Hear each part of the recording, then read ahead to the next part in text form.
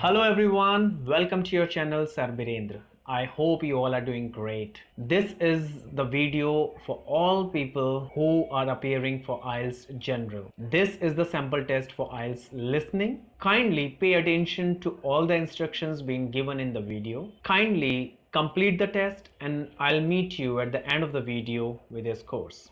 Best of luck.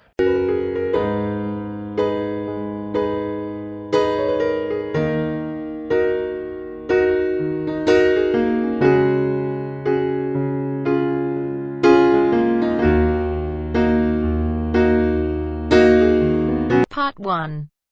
You will hear a telephone conversation between a hotel receptionist and a caller making a reservation. Seconds to look at questions 1 to 7.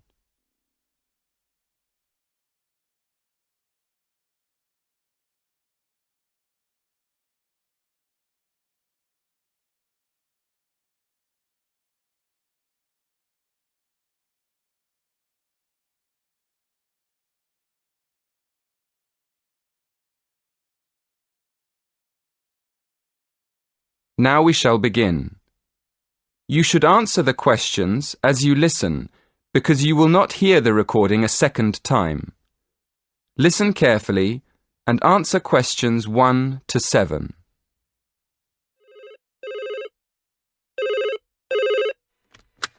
Silver Tulip Hotel, good afternoon. How can I help you? Yes. Good afternoon. I'd like to book a room for next Friday. Certainly, sir. How many nights will you be staying? Just one, please. And would you like a single or double room? A double room, please. A double room. And would you like twin beds or a king-size bed? A king-sized bed, please. Let me see. Yes, we do have a double room available for next Friday. Would you like me to book it for you? Yes, please. Could I have your name, please? Yes, it's Edward Francis. Is that Frances? No, it's Francis.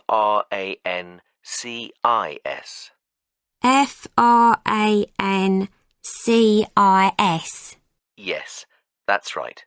And your home address, please, sir? Yes, it's 23 Cypress Avenue, Cambridge. Is that Cyprus? No, Cypreess, like the tree. Oh, I see. And your postcode is? CB3 9NF. And it's just for one night? Yes, that's right. We can reserve a parking space for you. Are you coming by car? Actually, I'll be taking a taxi from the station. That's fine. And one last question. Would you like dinner and breakfast? No dinner, thank you. But I'd like breakfast. Just breakfast.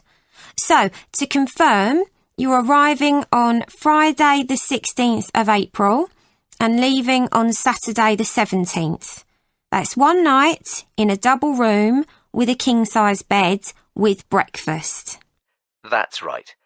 Thank you very much. Before you hear the rest of the conversation, in the exam you will have 20 seconds to look at questions 8 to 10.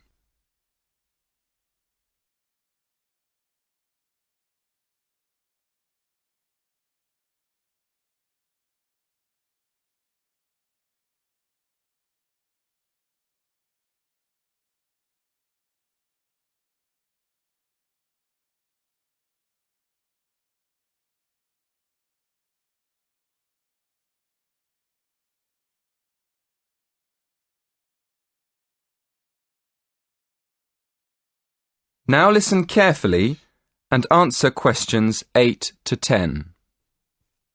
And could I have your mobile number, please? Yes, it's 07976 122 577. Oh, no, sorry, it's been changed.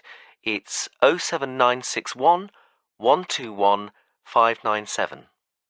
07961 121 597. Thank you. Is there anything else I can help you with? Yes, I'm having dinner with a friend. Could you recommend a good restaurant nearby? That would be the Winston Churchill. It's about a mile from here. Perfect. Could you please make a reservation for 7 p.m. and leave a message with the details for my friend when he arrives? Certainly. What is the gentleman's name? Mr. Alaoui. That's Alaoui. No problem. We look forward to seeing you next week. Thank you.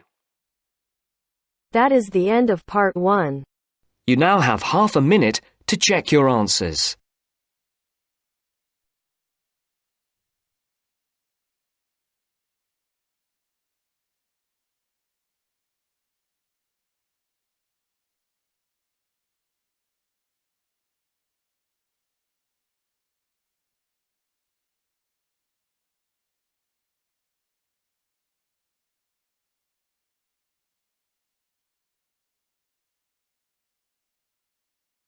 Now turns to part 2. Part 2. You will hear the head teacher of an English primary school talking about the school to a group of parents and visitors. First, you have some time to look at questions 11 to 15.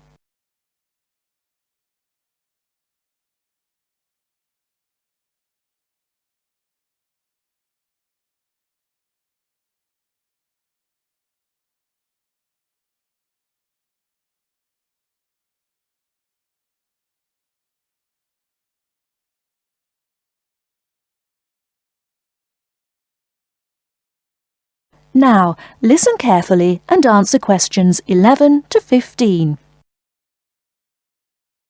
Good morning, everyone. And as the head teacher of Cranley Hill Primary School, I'm very happy to welcome you to our open day. Today, the school is open not just to parents of our pupils, but also to anyone else interested in seeing the school.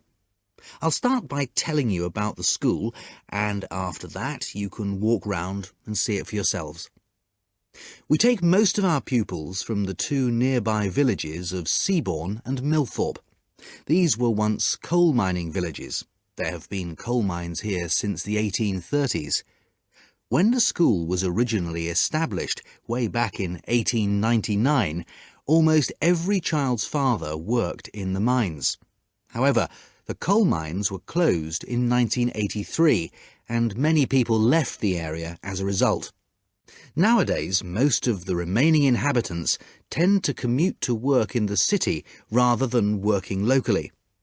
At present, the number of students on our rolls is just 90, compared to almost 200 in 1985, due to the decline in the population of the mining villages.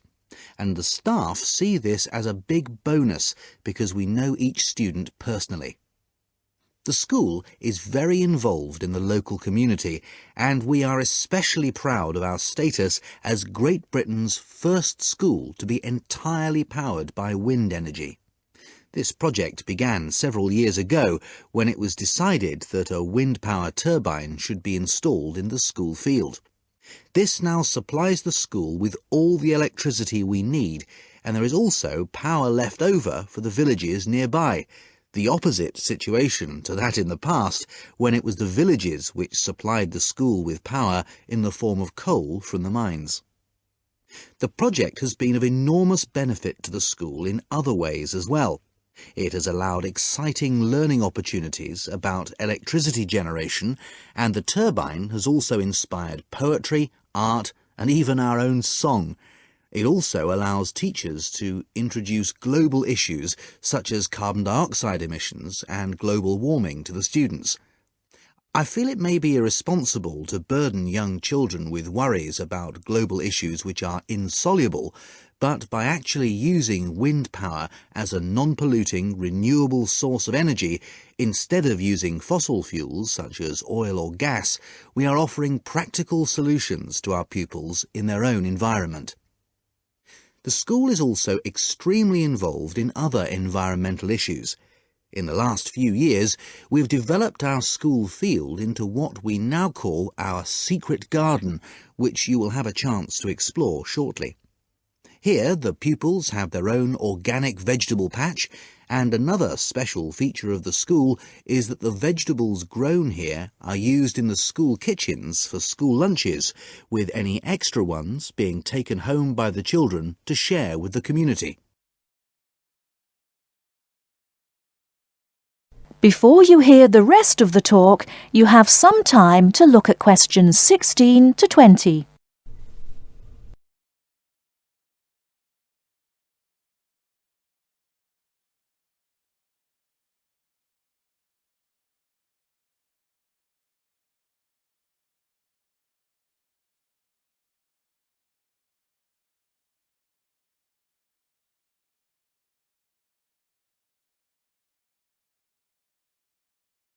Now listen and answer questions 16 to 20.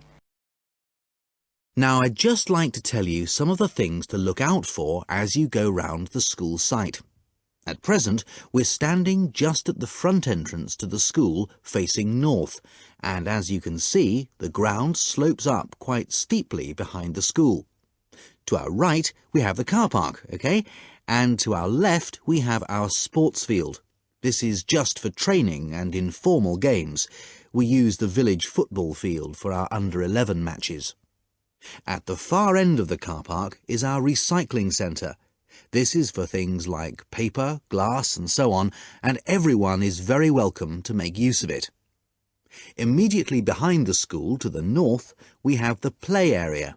Unfortunately, we had to remove the play equipment, the climbing frame and so on, because it didn't conform to safety regulations. But we do have the treehouse in the middle of that area. That's very popular. Then, at the top end of the play area, you'll find the entrance to the secret garden. The vegetable patch is in the bottom corner, and beyond it, hidden in the trees, we have a pond. The children love this because it attracts all sorts of wildlife, frogs, fish, and lots of birds. I should just mention the trees. There are over 30 different species, all planted by the children. In the middle of the garden, we have what we call the storyteller's chair, and this is where the children come with their teachers and sit on the grass to listen to stories. And finally, at the top end of the secret garden, to the left, is our wind turbine. And as you go round the classrooms, you'll find lots of work done by the children explaining all about how it works and how proud they are of it. Right, now, before we go... That is the end of part 2. You now have half a minute to check your answers.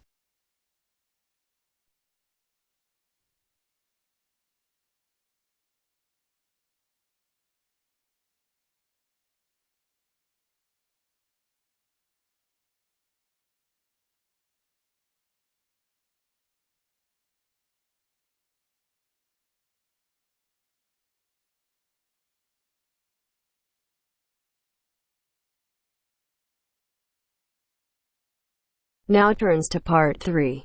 Part 3. You will hear part of a lecture about tourism in the leisure industry. First, you have some time to look at questions 21 to 25.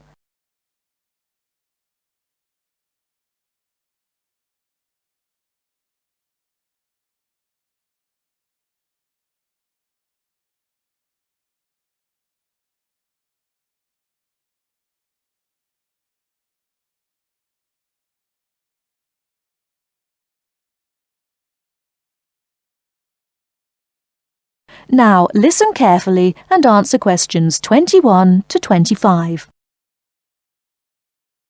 In today's lecture, we'll begin with an overview of the impact of tourism on the societies and cultures of the host area. Then we'll look at some case studies. One model for the socio-cultural impact of tourism has been provided by Doxy. You'll find a reference in your reading list. He called his model the Iridex. That's a contraction of Irritation Index. and it attempts to show how the attitudes of local people to tourists and tourism change over the years. Doxey identifies 4 stages. He calls the first stage euphoria, happiness, because initially the tourists are regarded as a novelty, and because of this they're welcomed by everyone in the host area. But as well as that, there's another reason for the people in the host community to welcome tourists. Local people realise that tourism brings scope for economic benefits. As tourist development begins to increase, however, local interest in the visitors becomes sectionalised. That means that some sections of the local population become involved with tourists, while others don't. And it is increasingly the case that commercial rather than social factors are influencing relationships between tourists and the host community. People are less interested in the tourists for their own sake. Doxey calls this stage apathy. If development continues to increase, apathy may change to annoyance. What's causing this? Well, development of the tourist area may start to spiral up out of control, and this is often accompanied by congestion, which is going to make life difficult for local people. So the policymakers, the government, the local authorities and so on, provide more infrastructure for the area, more roads, more car parks and so on, to try to help cope with the influx of tourists. But the lives of the local people are made increasingly difficult, and in the final stage of the model, annoyance has turned to antagonism and open hostility to the tourists. And now, all the detrimental changes to lifestyles in the host area are, fairly or unfairly, seen as due to the tourists.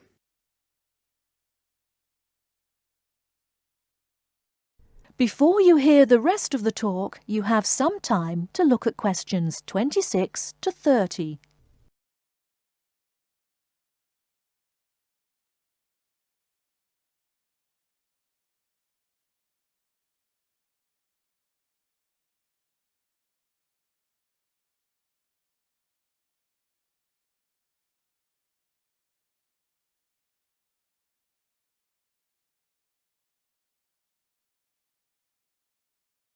Now listen and answer questions 26 to 30.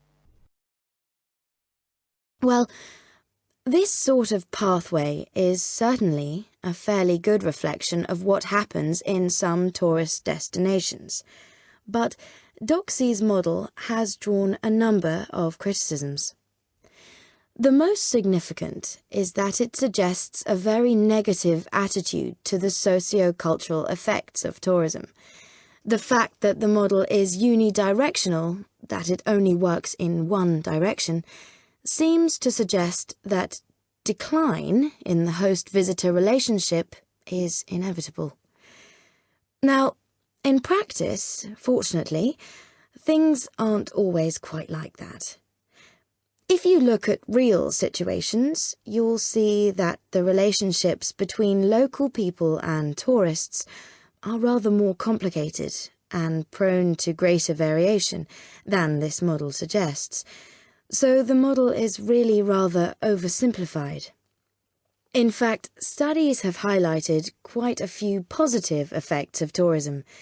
For example, Doxey's model doesn't look at the effects on the tourists themselves. They may well benefit from increased understanding of the host society and culture. Then, traditional crafts in the host area may be revitalised because tourism provides new markets, such as the souvenir trade, for example. So, instead of these traditional skills being lost, local people are encouraged to develop them. There may also be more long-lasting changes, which actually lead to the empowerment of both groups and individuals in the host area. For example, Tourism creates openings for employment for women, and through giving them a chance to have a personal income, it allows them to become more independent.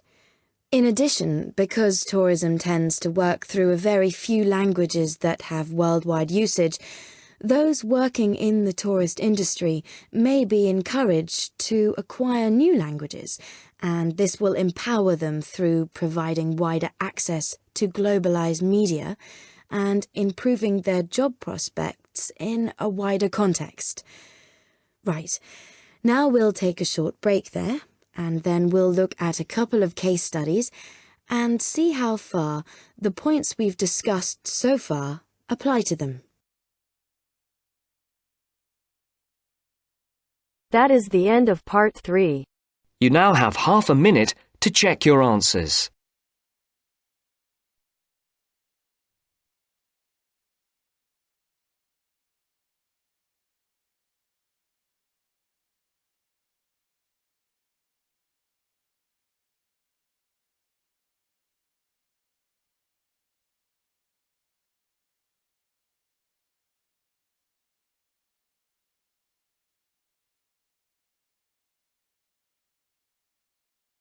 Now turns to part 4.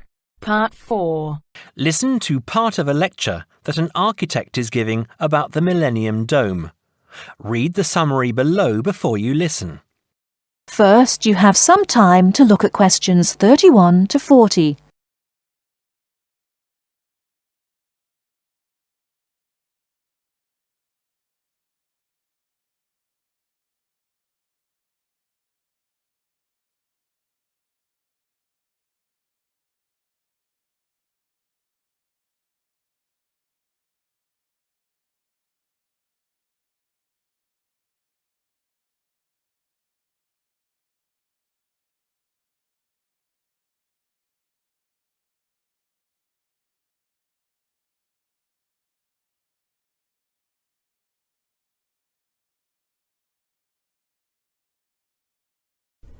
Now listen carefully and answer questions 31 to 40.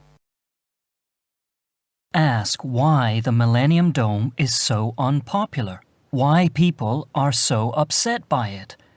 After all, there are ugly buildings all over the world. Blocks of flats and office blocks in every city in the world are truly unpleasant to look at. I'm sure you have plenty of ugly buildings in your city. However, the important difference is that the Millennium Dome was not constructed quickly and cheaply like some 1950s block of flats. It was built to celebrate a special occasion. It took years of planning and years of construction. And it cost an enormous amount of money, not far off £1 billion. The Millennium Dome is supposed to be beautiful. It is, however, quite horrible. It was built to bring one of the world's great cities into the 21st century. Now, less than 10 years later, nobody wants to look at it. I am afraid that it will always be famous for its ugliness. In the United States, we have our ugly buildings too. The Chicago Public Library is a good example, and the Experience Project Museum in Seattle is awful. But there is something about the Millennium Dome that makes it worse, in my opinion at least. I admit that the design of the building is ambitious and, of course, is a great achievement of engineering. However, I'm afraid that for me that is not enough. To my mind, the Millennium Dome was and is a huge disappointment. So, what will become of the building now? I understand that it has been bought by a company that hoped to turn it into a venue for entertainment events like shows and concerts. I suppose that considering how much it cost, it is good that it will be used for something. Personally, however, I would prefer to see it pulled down.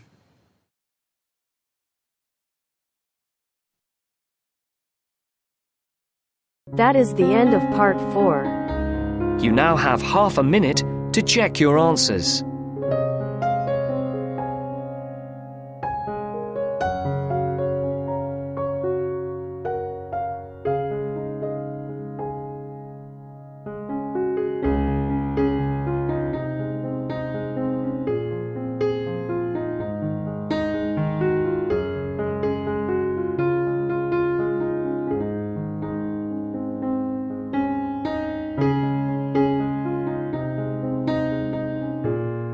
That is the end of the test. You now have 10 minutes to transfer your answers to your Ielts listening answer sheet.